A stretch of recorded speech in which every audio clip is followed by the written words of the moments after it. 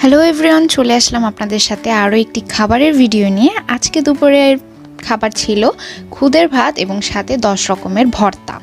যদিও আমি দুপুরে খাবার খাই না, তাও আজকে একটু খিদে লেগেছিল, তাই ভাবলাম অল্প অল্প করে একটু খেয়েই নিই। কিন্তু যেহেতু ভর্তা, তাই কি আর কম খাওয়া যায়? তো এখানে 10 রকমের ভর্তার মধ্যে আমি প্রথম ধাপে 5টা ভর্তা নিয়ে নিয়েছিলাম। তো শুরুতেই ছিল মূলার ভর্তা, অ্যান্ড ট্রাস্ট মি, এটাতে একদমই মূলার সে বাজে গন্ধটা হয় না, যার ফলে এটা খেতেও খুব ভালো লাগে এবং আমার তো খুবই ভালো লাগে আম্মুর হাতের এই মূলা ভর্তাটা। অ্যান্ড এটা দিয়ে চটজলদি খেয়ে নিলাম। আর সেকেন্ডেই ছিল আলু ভর্তা, অ্যান্ড এটাও ট্রাস্ট মি সেই বোম্বে সুইটসের 130 টাকা দামের আলুজ ভর্তা থেকে এই আলু ভর্তা 100 টাইম বেটার টেস্ট।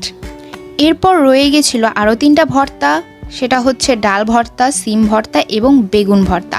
তো আমি ডিসাইড করে নিয়ে নিলাম সিম ভর্তাটাকে আগে।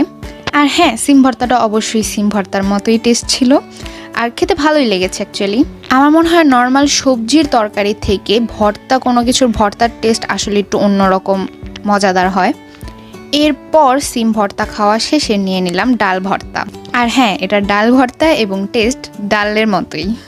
আসলে ভর্তা জিনিসটাই মজা, যদি শুকনো মরিচ, পেঁয়াজ, সরিষার তেল দিয়ে মাখানো হয়, দারুণ একটা টেস্ট হয় এবং খুদের ভাতের সাথে এটা খুবই ভালো যায়। এবং প্রথম ধাপের লাস্টে ছিল বেগুন ভর্তা, অ্যান্ড ট্রাস্ট মি এগেইন, আম্মুর হাতের এই বেগুন ভর্তাটা খুবই মজাদার হয়।